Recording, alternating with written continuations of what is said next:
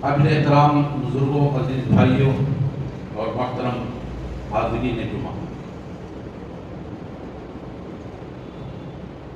سورہ توبہ کی آیت کریمہ میں نے آپ کے سامنے تلاوت کی، جس میں اللہ تعالیٰ نے اہل ایمان سے خطاب کیا ہے اور انہیں جہاد پر آمادہ کیا ہے اور بتایا ہے کہ دنیا کی محبت اگر تم نے آخرت کے مقابلے میں اختیار کی تو تمہیں معلوم ہونا چاہیے کہ آخرت کے مقابلے میں دنیا کی کوئی حیثیت نہیں ہے۔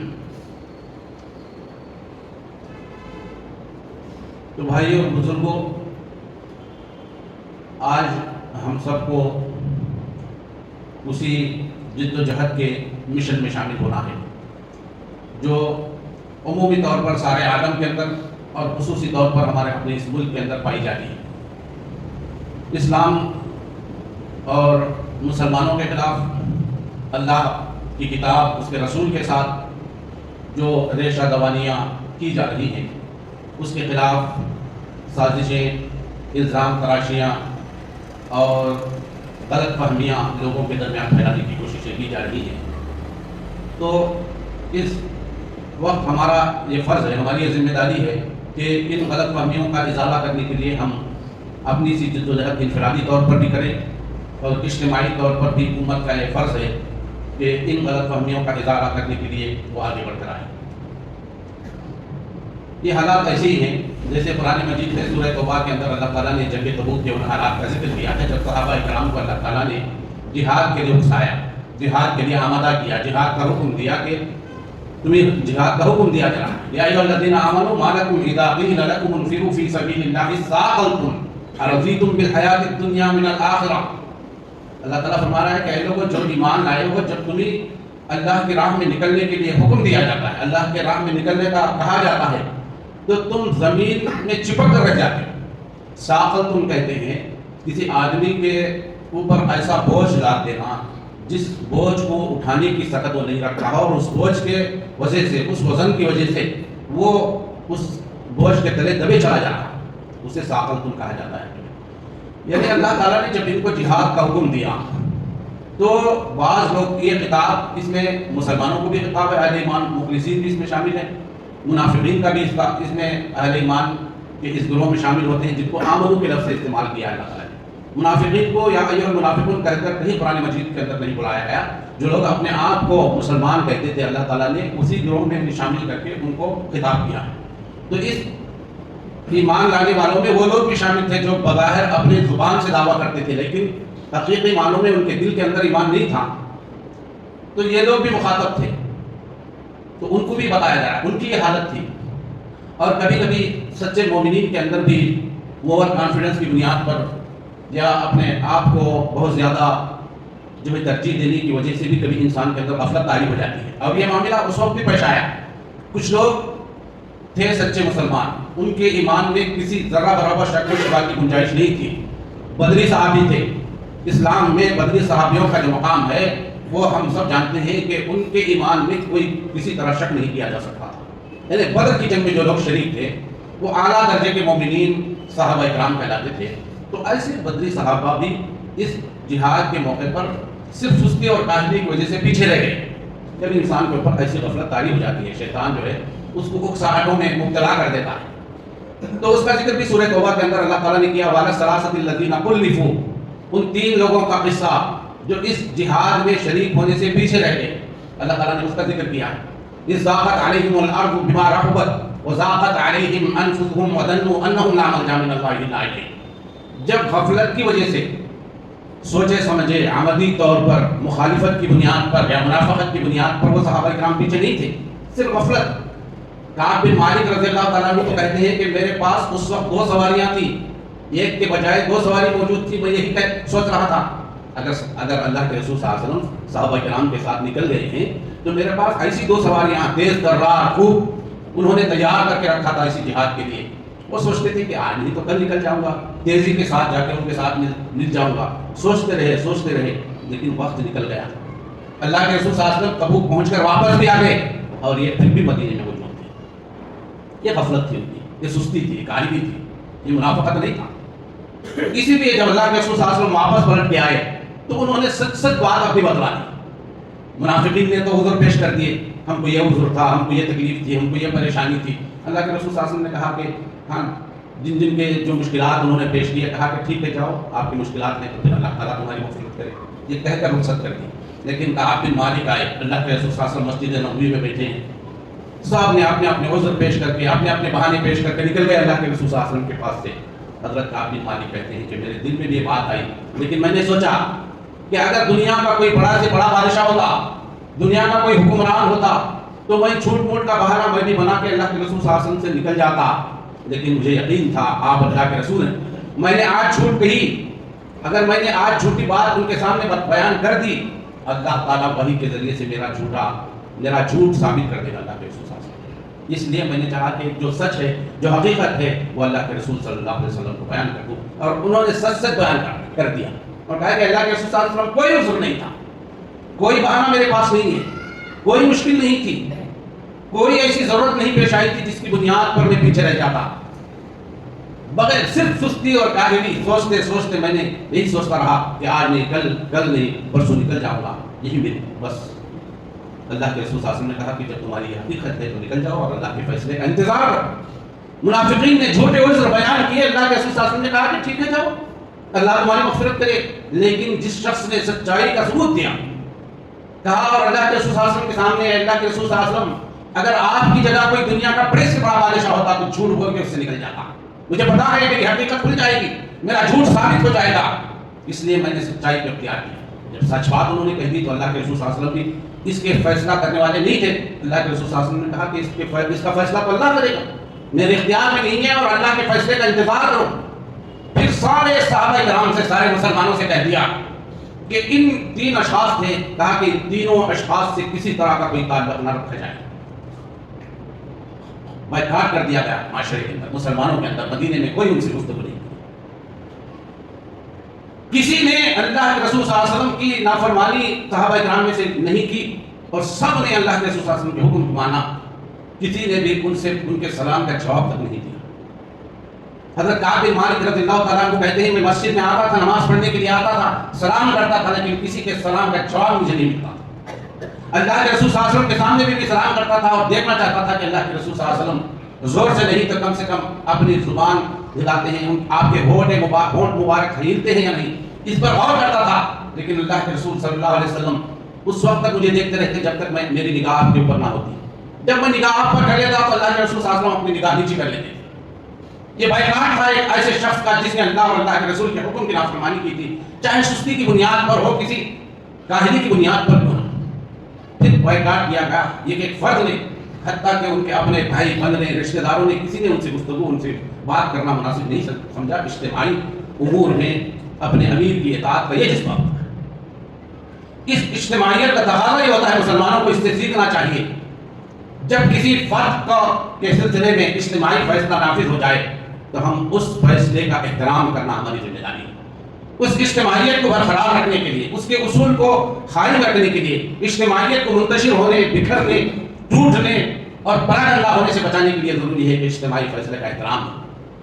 اس بنیاد پر کہ یہ میرا رشتہ دار ہے، میرا بھائی بند ہے، میرا خاندان کا ہے، میرے اپنے قبیلے کا ہے، کسی نے ان سے ملاقات نہیں کی، بات نہیں کی، تسلی نہیں دی، ان کے دل کو دلاسا نہیں دیا کہ فکر مت کرو ہم ہیں، یہ نہیں کہا۔ اللہ کے رسول کا، اللہ کا حکم تھا، ساروں نے جھٹلا دیا اور کہہ دیا کہ ہمارا بھائی تو وہ ہے جو دینی اعتبار سے ہمارا ایمان رکھتا ہے۔ تو یہ حضرت کعب بن مالک رضی اللہ تعالیٰ عنہ کے سلسلے میں اس وقت اللہ کے رسول صلی اللہ علیہ وسلم نے، اور دو اشخاص تین صحابہ کرام کے سلسلے میں وہ ذکر آتا ہے، قرآن مجید نے ان تینوں کا ذکر کیا ہے۔ تو یہ دراصل اس وقت حالات کے لیے اللہ کے رسول صلی اللہ علیہ وسلم کی پکار تھی، ایک دعوت تھی، ایک حکم تھا، اعلان عام تھا، ہر ایک کو نکلنا تھا۔ انفروا خفافا وثقالا وجاہدوا فی سبیل اللہ باموالکم وانفسکم۔ چاہے بوڑھا ہو یا جوان ہو، چاہے کمزور ہو یا اچھا تندرست توانا ہو، چاہے امیر ہو چاہے غریب ہو، چاہے کسی کے پاس وسائل ہوں چاہے کسی کے پاس وسائل نہ ہوں، ہر حالت میں نکلنے کا حکم تھا۔ اس لیے کہ جنگ بڑی سپر پاور طاقت سے تھی۔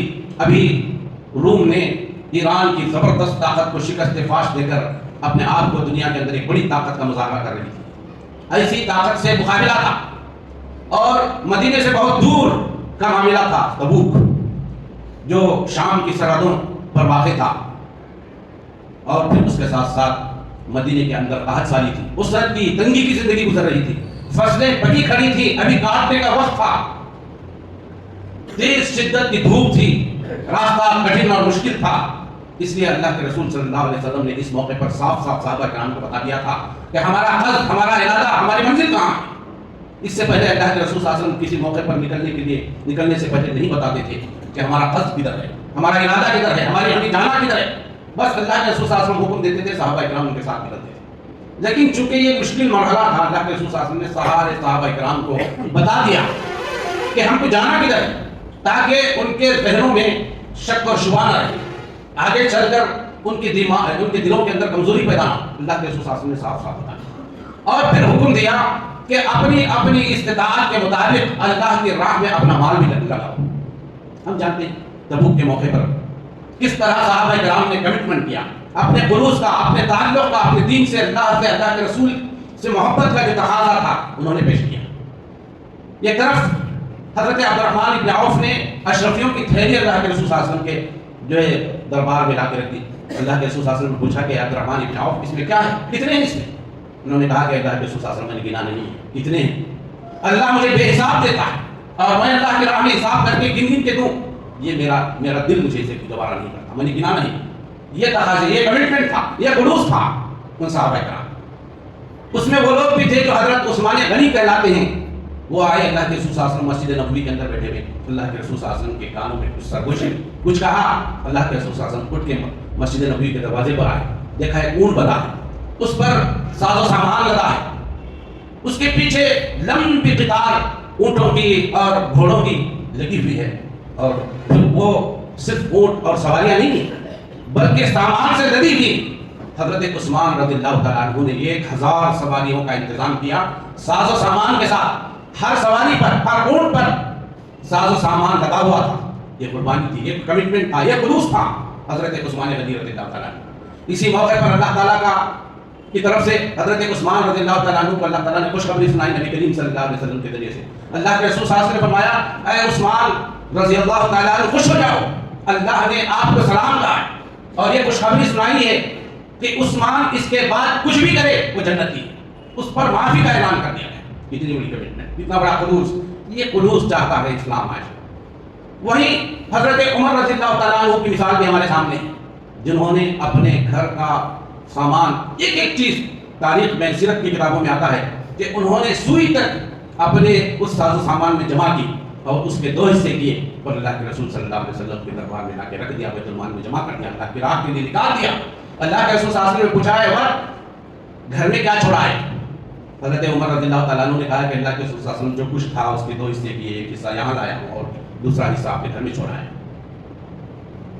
یہ قربانیاں، یہ کمٹمنٹ، یہ خلوص دین کے لیے خرچ کرنے کا جذبہ اسلام کا مطالبہ تھا۔ دوسری طرف وہاں حضرت ابوبکر صدیق رضی اللہ تعالیٰ عنہ، جن کے مقام اور مرتبہ، جن کی اولیت کو، جن کے ساتھ کوئی کامپیٹ نہیں کر سکتا تھا، ان کا معاملہ کیا تھا؟ جب وہ اپنا پورا گھر کا ساز و سامان، ایک چیز انہوں نے گھر کے اندر نہیں چھوڑی، پورے جھاڑو دے کے اپنے گھر کو پورا ساز و سامان سمیٹ کے لائے اور اللہ کے رسول صلی اللہ علیہ وسلم کے پاس لا کے رکھ دیا۔ اللہ کے رسول صلی اللہ علیہ وسلم نے پوچھا کہ اے ابوبکر اپنے گھر میں کیا چھوڑا ہے؟ انہوں نے کہا اللہ اور اللہ کے رسول کو چھوڑا ہے، جو کچھ تھا سمیٹ کے جھاڑو دے کے لے کے آ گئے۔ پوچھا تو یہ جواب کیا؟ تو یہ کیا خلوص تھا جو صحابہ کرام نے اس وقت کہا ہے۔ یہی تقاضا اسلام چاہتا ہے مسلمانوں سے کہ جب اللہ کے دین کا تقاضا تم سے مطالبہ کرے تو تم اس کے راہ میں اپنے خلوص کو دکھاؤ۔ یہ خلوص آج ہمارا اپنا دین ہم سے مطالبہ کرتا ہے کہ نت نئے شوشے ریشہ دوانیاں اسلام کے خلاف سازشیں رچی جا رہی ہیں اور مسلمانوں کو، اسلام کو جو ہے غلط فہمیوں کا شکار بنایا گیا ہے، اس پر آنچ آ رہی ہے، اس کو بدنام کیا جا رہا ہے نت نئے طریقے سے، تعدد ازواج کے نام پر کہ مسلمان 1 سے زیادہ شادیاں کرتے ہیں۔ قرآن میں کافرین کے قتل عام کا حکم دیا گیا ہے، یہ کہہ کر بہت ساری چیزیں، عورتوں پر طلاق اور خلا کو ایک ظلم کا نام دے کر عورتوں کی آزادی کا اعلان، پردے کو عورتوں پر ظلم بتا کر اسلام کو بدنام کیا جاتا ہے۔ آج ہمیں اٹھ کھڑے ہونے کی ضرورت ہے اور اپنے کردار سے، اپنی کوششوں سے، اپنے عمل کے ذریعے سے بھی، قول کے ذریعے سے بھی دنیا کے اندر یہ بتانے کی ضرورت ہے کہ اسلام سچا ہے، امن و آشتی کا گہوارہ ہے، شانتی انتی کا پیغامبر ہے، اور دنیا کے اندر انسانوں کے حقوق کو جو ہے ادا کرنے کے کوئی قابل دین ہے تو یہ اسلام ہے۔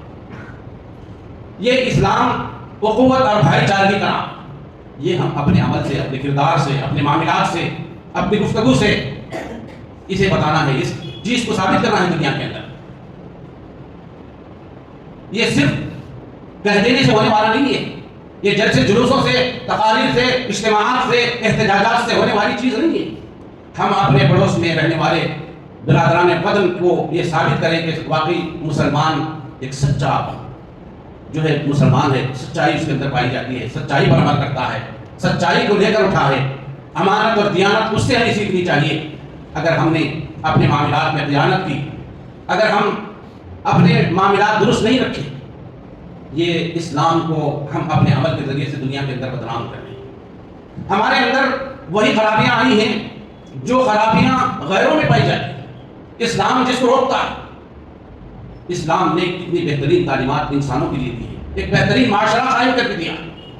حسد اور بغض، کینہ اور کپٹ، دوسرے کے لیے نفرتیں پالنا، کینہ اپنے دل میں رکھنا، کیا اسلام اس کی تعلیم دیتا ہے؟ کیا مسلمان کے لیے یہ زیر دیتا ہے کہ اس طرح کی چیزیں اپنے دل میں پالیں؟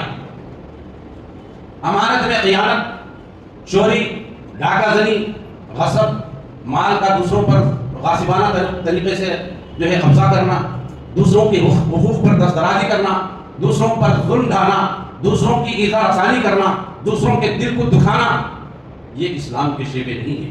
یہ اسلام ایک مسلمان کی صفات نہیں ہو سکتی۔ سورہ حجرات آپ پڑھ جائیے، سورہ فرقان کو آپ پڑھیے، اللہ تعالیٰ نے وہاں معاشرے کے اندر جو نفرتیں پیدا کرنے والی چیزیں ہیں وہ سورہ حجرات کے اندر بتائی ہے کہ ان سے معاشرے کو اگر پاک کیا جائے تو معاشرہ محبت، بھائی چارگی کا ایک نمونہ بن سکتا ہے۔ مسلمانوں کا شیوا یہ ہے کہ وہ ایثار اور قربانی اپنے اندر پالتے ہیں، حق سے بڑھ کر اپنے حق کو دوسروں کے لیے قربان کرنے کے لیے تیار ہوتے ہیں۔ اسے احسان کا معاملہ کہا، احسان کا نام دیا اس کو قرآن نے۔ اپنی بھلائی سوچنے والا مومن نہیں ہوتا۔ مسلمان کا نام تو یہ ہے کہ الدین والنصیحہ، جو صرف اپنی بھلائی نہیں اپنے بھائی کی بھلائی چاہتا۔ دین تو اسی چیز کا، جس کے اندر دوسرے کی خیرخواہی نہ ہو، دوسرے کی بھلائی سوچنے کا بات کا نہ ہو، مسلمان نہیں ہو سکتا۔ اللہ کے رسول صلی اللہ علیہ وسلم نے اپنے ارشادات میں یہ واضح طور پر ہمارے سامنے یہ بات رکھی کہ لا یؤمن احدکم حتی اکون احب لاخیہ ما یحب لنفسہ۔ خدا کی قسم کوئی شخص مسلمان نہیں ہو سکتا جب تک کے لیے اپنے بھائی کے لیے وہی پسند نہ کرے جو اپنے لیے پسند کرتا ہے۔ میں اپنے لیے چاہتا ہوں کہ مجھے میری لوگ عزت کریں، مجھ سے محبت کریں، مجھے پیار ملے۔ جب میں لوگوں سے محبت نہ کروں، لوگوں کی عزت نہ کروں، لوگوں سے محبت نہ بانٹوں، تو پھر عزت اور محبت مجھے کہاں ہے؟ تو اسلام یہ کہتا ہے کہ اپنے لیے جو چاہتے ہو وہی دوسروں کے لیے بھی چاہتے، یعنی یہ چاہو کہ میرے بھائی کی عزت نہ جائے، اسے ذلیل کرنا بہت بڑا گناہ بھی ہے، اس سے روکا بھی گیا ہے۔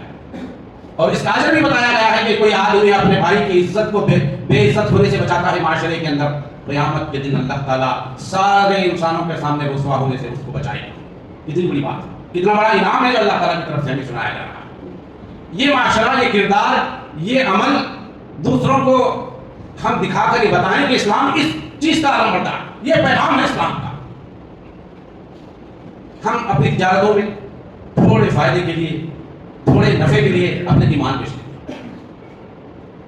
اس سے اسلام کی شبیہ، اسلام کی تصویر، اسلام کا نقشہ غیروں کے سامنے یہی آتا ہے کہ ہم کسی سے بھی توقع کر سکتے ہیں، مسلمان سے توقع نہیں کر سکتے ہیں۔ مسلمانوں نے وہ کردار دکھایا جن کے سامنے عورتیں ننگی کر کے کھڑا کر دی گئی، انہوں نے اپنی نگاہیں پھینک دی۔ جب دشمنوں نے دیکھا کہ ان کا یہ کردار ہے تو وہ اسلام انہوں نے قبول کیا اور انقلاب آیا۔ انقلابات، قربانیوں اور اپنے جذبات پر قابو پائے بغیر دنیا کے اندر کوئی اچھا انقلاب تو نہیں آ سکتا۔ تو اس انقلاب کو برپا کرنے کے لیے، حالات کی تبدیلی کے لیے، حالات کو پلٹنے کے لیے مسلمانوں کو ضروری ہے کہ اپنے دین سے سچی وابستگی اختیار کریں، سچا کمٹمنٹ کریں اپنے دین سے، اپنے اللہ اور اللہ کے رسول کی تعلیمات سے سچی وابستگی رکھیں۔ یہ ہماری جو وابستگی ہے یہ برائے نام، اس کے اندر خلوص نہیں ہے، دنیا کی محبت رچ بس گئی. ہر کام ہم دنیا کی مفاد کے خاطر کرتے ہیں. اَرَضِيتُم بِالْحَيَاةِ الدُّنْيَا مِنَ الْآخِرَةِ. آخرت کے مقابلے میں تم نے دنیا کی محبت اپنے دل میں پال لی ہے. ایسا ہے تو اللہ تعالیٰ کہہ رہا ہے فَمَا مَتَاعُ الْحَيَاةِ الدُّنْيَا إِلَّا قَلِيلٌ. ایسا ہے تو تمہیں معلوم ہونا چاہیے کہ یہ دنیا کا جو ساز و سامان ہے، دنیا کا عیش و آرام ہے، دنیا کی راحت ہے، دنیا کی کامیابی ہے، دنیا کی شہرت ہے، دنیا کی ناموری ہے، دنیا میں جو تمہیں یہ مقام ملا ہوا ہوتا ہے، یہ آخرت میں اس کی کوئی حیثیت نہیں ہے. ہر حیثیت سے دنیا آخرت کے مقابلے میں بہت حقیر ہے. الا قلیل کا اللہ تعالیٰ. اور آخرت کی زندگی کے مقابلے میں دنیا کی زندگی بس کتنی ہے جتنی ایک سوئی اگر اس کو سمندر میں ڈبا کر اٹھا جائے تو کتنی ہے اس کی حیثیت. یہ عمر کم. یہاں کے ساز و سامان کی کوئی حیثیت نہیں ہے آخرت کے ساز و سامان کے مقابلے میں. یہاں کی نعمتیں آخرت کی نعمتوں کے مقابلے میں بہت ہیش ہیں. اللہ تعالیٰ کے نزدیک اگر اس دنیا کی اس کائنات کی کوئی حیثیت ہوتی، مچھر کے پر سے بھی زیادہ اس کی حیثیت ہوتی، تو اللہ تعالیٰ اس دنیا کے اندر کافرین کو نعمتوں سے نہیں نوازتا.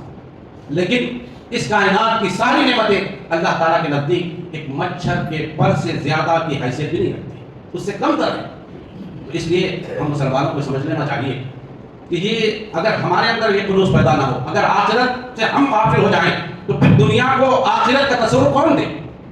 دنیا کو کون بتائے کہ اصل زندگی تو وہ ہے؟ یہ تو عارضی امتحانی زندگی ہے. یہ کون بتائے؟ ہم اگر یہ کام نہیں کریں گے، ہم اگر اٹھ نہیں کھڑے ہوں گے، ہم اگر اس دین سے وابستہ نہیں ہوں گے، اس کا بھی حل اللہ تعالیٰ نے پیش فرمایا الا تنصروہ فقد نصرہ اللہ.